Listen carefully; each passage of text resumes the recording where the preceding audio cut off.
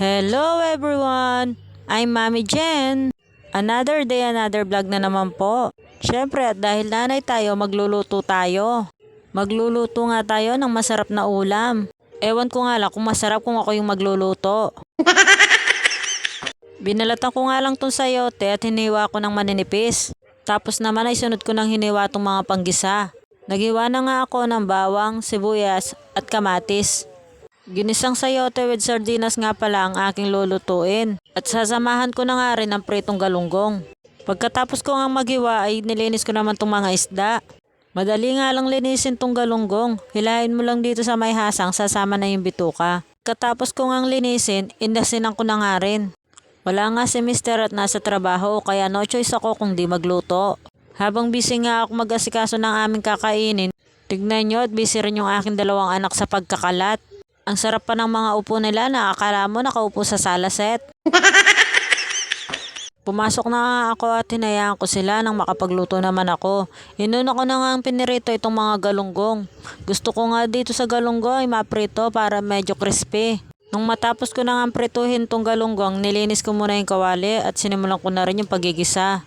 Nilagay ko na nga tong bawang. Hinalo-halo ko nga lang muna tapos sinunod ko namang tong sibuyas. Ginisa-gisa ko nga lang muna hanggang sa lumabas yung aroma ng bawang at sibuyas. Next naman yung kamatis. Minekos-mekos ko na nga lang.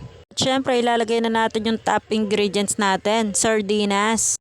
Ito nga yung paborito kong sardinas, 555. Kahit nga sardinas lang ang ulam ko na may kasamang toyo at kalamansi, solved na ako. O kaya ginisang sardinas na may itlog. Mapaparami rin talaga yung kain ko. Nilagyan ko na nga ang pampalasa tong aking naluluto, asin at paminta. Syempre, gogo taya pa mo. Gogo ta ng gogo kanining gaking mayari yung video. At nagisa na nga natin tong sardinas, nilagay ko naman tong sayote.